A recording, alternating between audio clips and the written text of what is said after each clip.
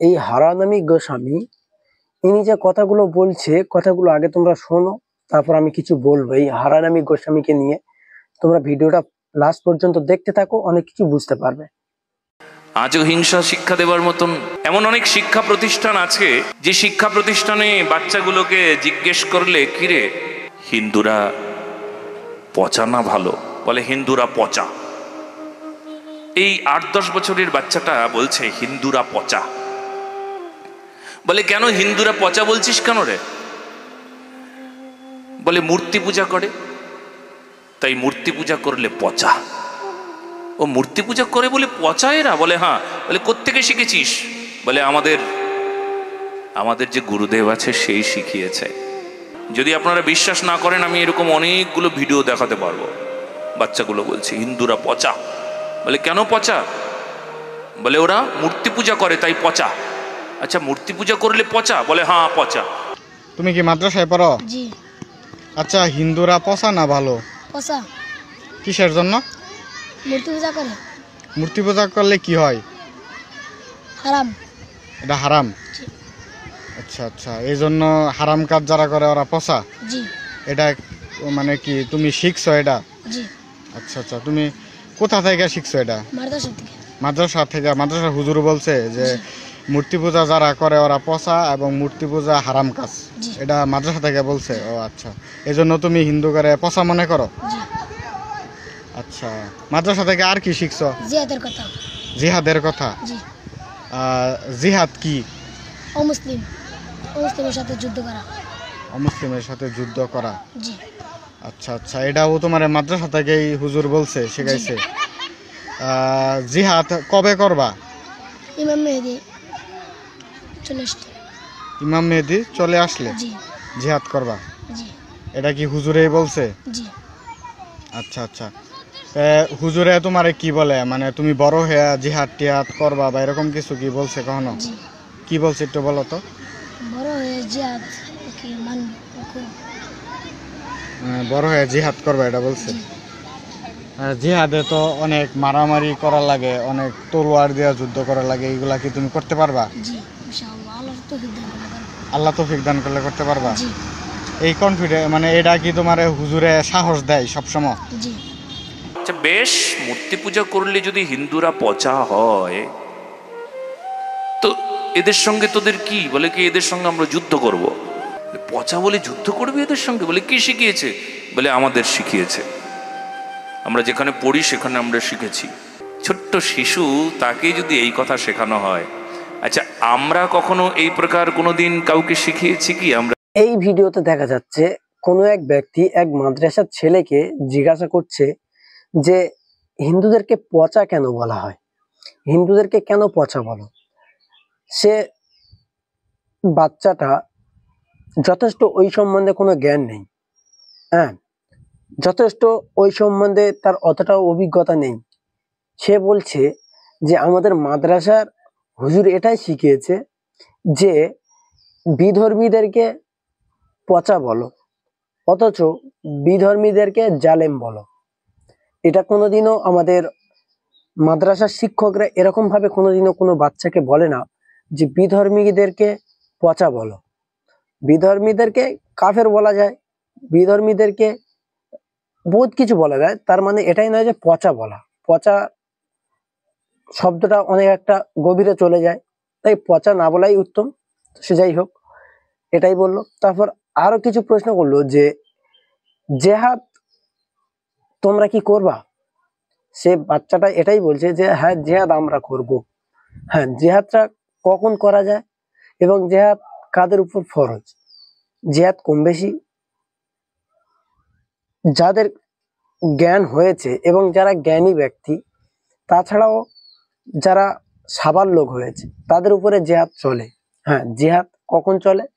যখন কোনো নাস্তিক এবং কোনো বিধর্মীর লোক তোমার ধর্মের উপরে জুলুম করছে, তোমার ধর্মের মানুষকে আঘাত করছে, তোমরা কোনো মতে সেটাকে সহ্য করতে পারছো না, তখন সেটাকে জেহাদ বলে এবং তাদের বিরুদ্ধে স্টেপ নেওয়াকে জেহাদ বলে।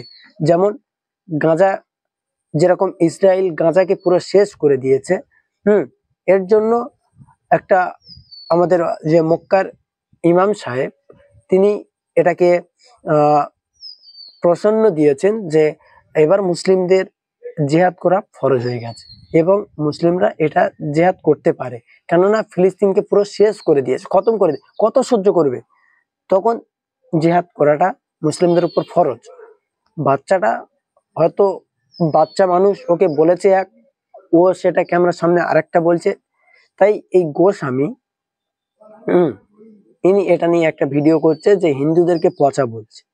আচ্ছা, ইনি এটাও পর্যন্ত বলেছে হিন্দু ধর্মে কোনোদিনও এটাও শেখানো যায় না, হিন্দু ধর্মে এটা কোনোদিন বলে না যে কোনো ধর্মের মানুষকে ছোট করো এবং কোনো ধর্মের মানুষকে আঘাত করো।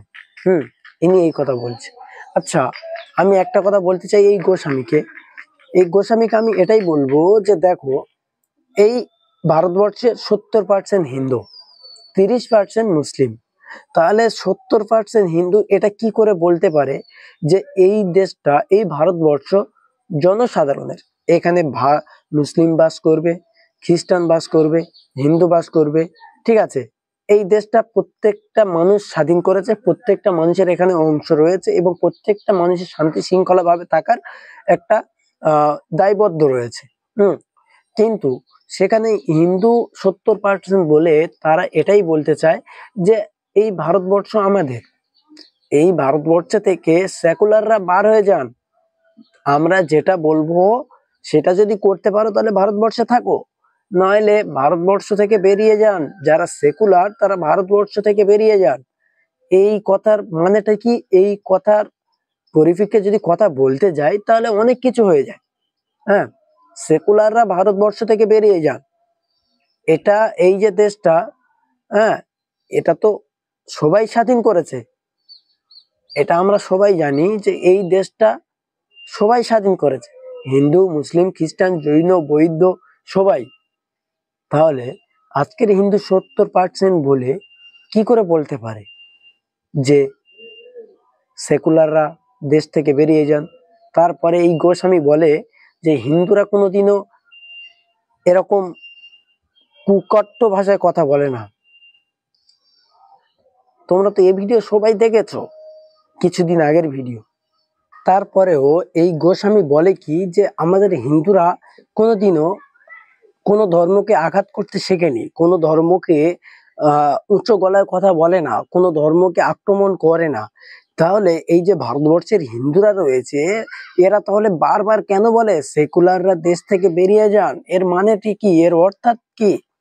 আমি এই গোস্বামীকে প্রশ্ন করলাম, আমি এই গোস্বামীর থেকে এটা জানতে চাই যে এই কথার মানেটা কি, কি বলতে চাই হিন্দুরা বারবার একই কথা? এ তো সর্বসাধারণের এ দেশ সবাই মিলে স্বাধীন করেছে, গণতান্ত্রিক দেশ।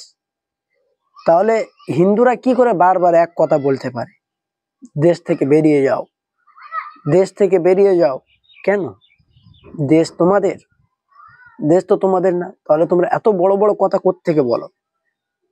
আমি মনে করব যে এই যে বাচ্চাটাকে যে প্রশ্ন করা হয়েছে, মাদ্রাসা থেকে কোনোদিনও এভাবে শেখায় না যে অন্য ধর্মকে ঘৃণা করো, অন্য ধর্মের উপরে আক্রমণ করো। তবে বাচ্চা মানুষ হয়তো বলতে গিয়ে অনেক কিছু বলে ফেলেছে, সেটা নিয়ে এভাবে কথা বলার কোনো দরকার ছিল না। তবে যা বলেছে এর জন্য অনেক বড় একটা ভুল।